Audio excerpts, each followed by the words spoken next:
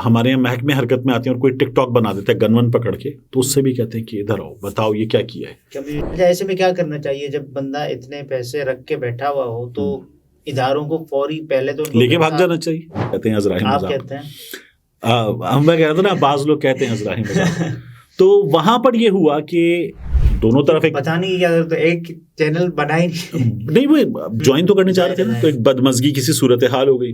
अच्छा, फारिग देखिए हमारे यहाँ आपने देखा है कि बड़े बड़े चैनल आए, मतलब 92 न्यूज़ की मैं मिसाल लूँ,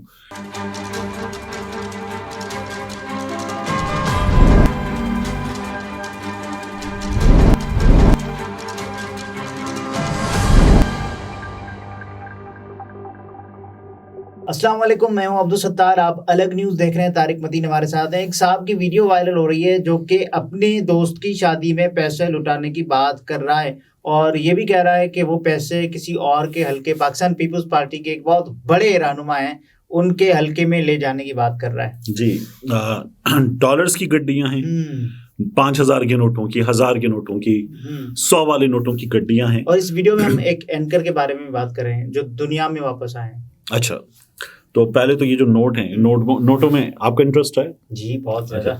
मेरा नोटों में इंटरेस्ट है, लेकिन अपने नोटों में। अच्छा, तो ये जो नोट हैं इसके लिए तो वो कह रहे हैं कि वो जो झाड़ होता है जिससे पतंगे लूटी जाती है, तो वो झाड़ भी ले आओ और मछली का बड़ा जाल भी ले आओ, तो ये नोट जो है वो लुटाए जाएंगे, उड़ाए जाएंगे। और फिर उसके बाद, लेकिन मुझे एक और प्रॉब्लम है, ये जो बंदा है जो पैसे लुटा रहा है, ये साईं का दोस्त, साईं सज्जाद, साईं जवाद, बिल्कुल, साईं साहब के बेटे जवाद साहब की शादी है। अच्छा, तो जवाद की शादी है, उसमें ये पैसे लुटाएगा और डॉलर वॉलर लुटाएगा।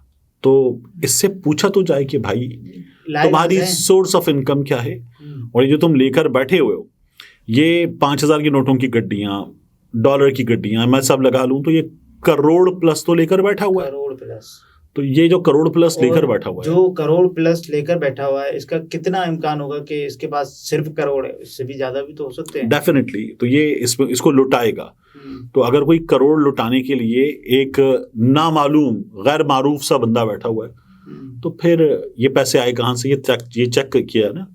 तो जिस तरह से हमारे यहाँ महकमे हरकत में आते हैं और कोई टिकटॉक बना देता है गनवन पकड़ के, तो उससे भी कहते हैं कि इधर आओ बताओ ये क्या किया है, कम्युनिटी गाइडलाइन। तो ठीक है ना, तो वो उसको जवाब मांगा जाता है और गिरफ्तार भी किया जाता है। तो हमारे यहाँ पुलिस कर लेती है। अब यहाँ पर इस शख्स से भी पूछा जाए कि भाई साहब, क्या ये पब्लिसिटी स्टंट नहीं है? पब्लिसिटी स्टंट भी हो तो ये हरीम शाह जैसा है, जैसे हरीम शाह ने गालिबन यूके में जाके डॉलर्स की गड्डियां दिखाई थी, बल्कि नहीं पाउंड्स की शायद, तो उसने बहरहाल पैसों की गड्डियां दिखाई थी ना कि ये जो है वो मैं देने जा रही हूँ और मैं गिव अवे करूंगी। ये शख्स भी यही काम कर रहा है, तो इससे पहले तो इसका हिसाब मांगा जाए।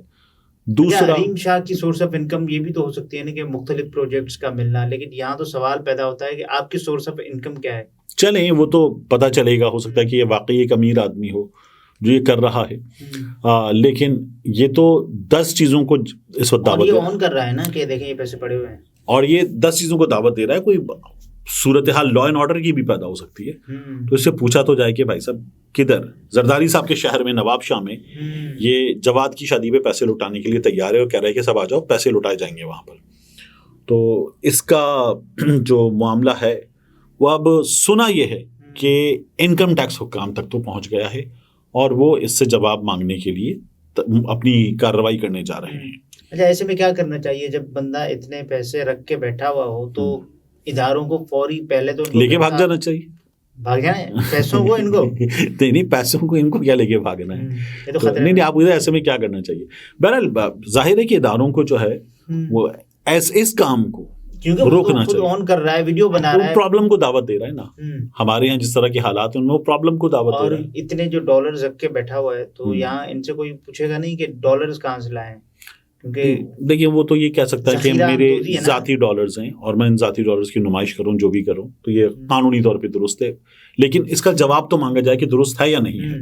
तो ये होना चाहिए। बहरहाल एक एंकर साहब की हो रही है दुनिया में वापसी, दुनिया न्यूज़ में। अच्छा, तो वो आपके दोस्त भी हैं, आप मुस्कुरा भी रहे हैं। तो हुआ ये कि हम अजमल जामी की बात कर रहे हैं। अजमल जामी जो हैं वो जा रहे थे एक चैनल में जिसका नाम है एक। अच्छा, ये PNN बदल कर एक हो जाएगा, जिसको फहद हुसैन हेड करते हैं। तो अजमल जामी भी और एक दो और बड़े एंकर्स भी जो वहां जाते जाते वापस हुए हैं।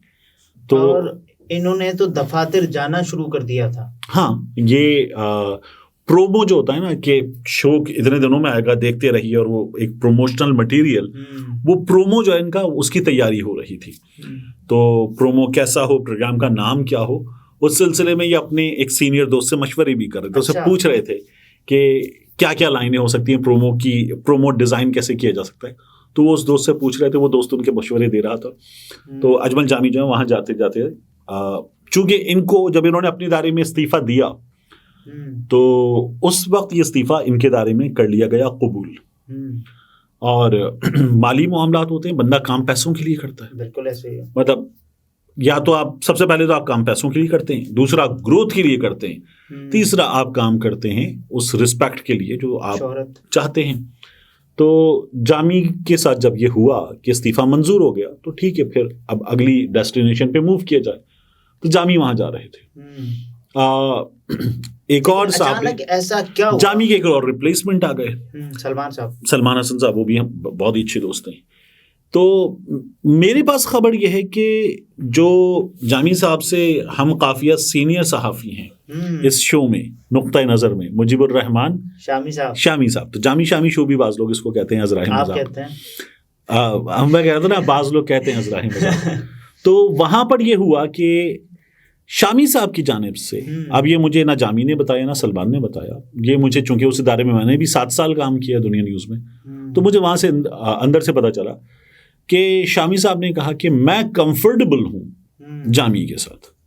यानी शामी साहब को सलमान हसन पे कोई एतराज़ नहीं था, उनको कोई प्रॉब्लम नहीं थी। सलमान हसन एक सीजन्ड आदमी है, वो ज़्यादा कंफर्टेबल जामी साहब के साथ है। सलमान ने मेरे साथ जियो में भी काम किया, दुनिया में भी काम किया।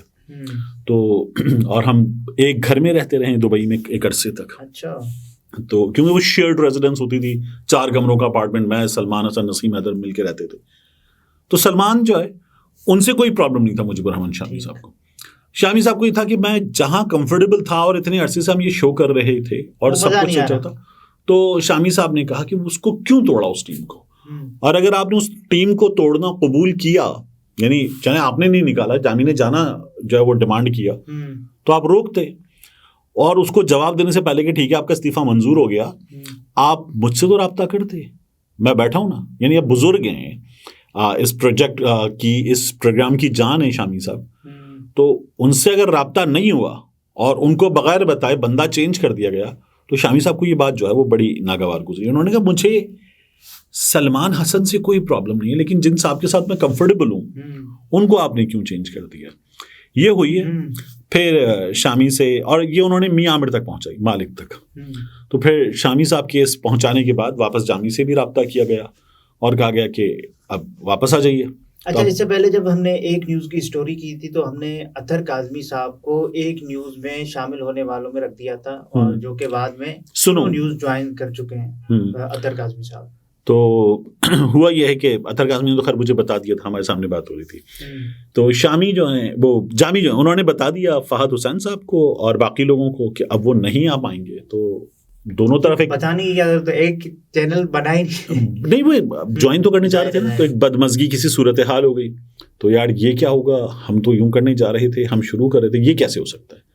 तो उन्होंने स्लॉट्स भी बन गए थे मेरा ख्याल है जी, हफ्ते के आखिर के 3 दिन जो है ये प्रोग्राम होने जा रहा था रात 8 बजे।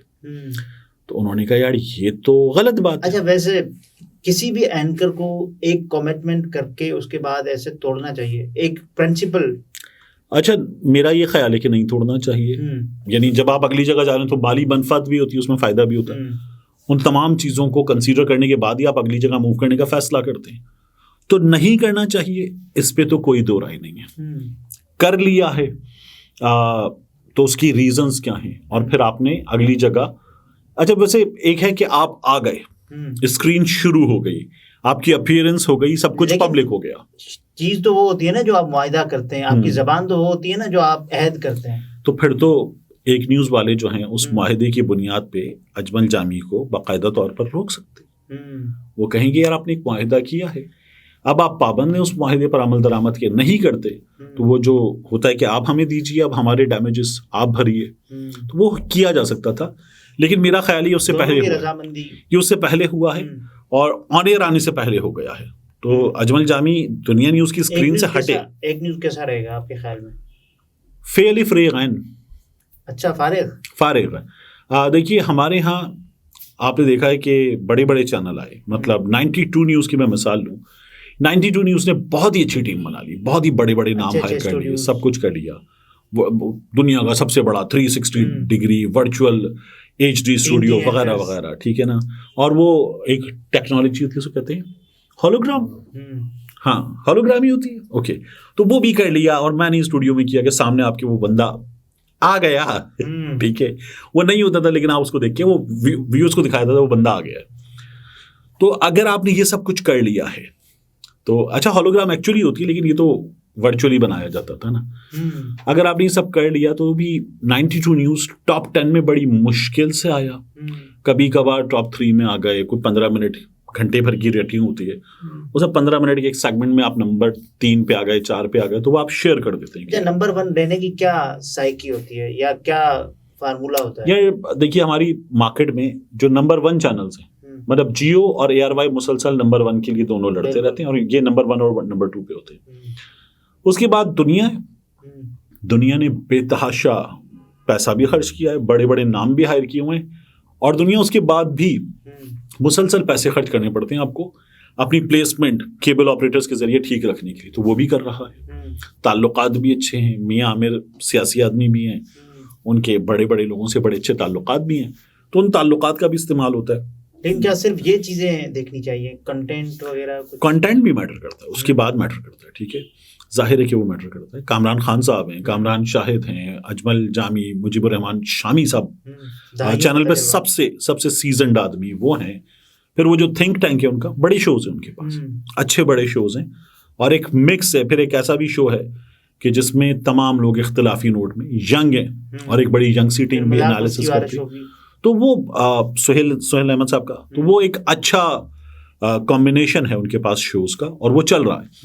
जियो जाहिर है कि एक सबसे पुराना चैनल, ARY सबसे पुराना चैनल, तो वो अपनी अपनी जगह बना चुके हैं। बाकी उसके बाद जो आती है वो कहीं भी अपनी जगह उस तरह से कि यार ये देखना है, जम नहीं पाए, नहीं ये देखना है, वो जगह बना पाए, कोई भी नहीं बना पाया, तो वो नहीं हो पाता। नाज़रीन, तारिक मतीन थे, गुफ्तगू आपने मुलाहिजा फरमाई। इजाज़त दीजिए, अल्लाह हाफ़िज़।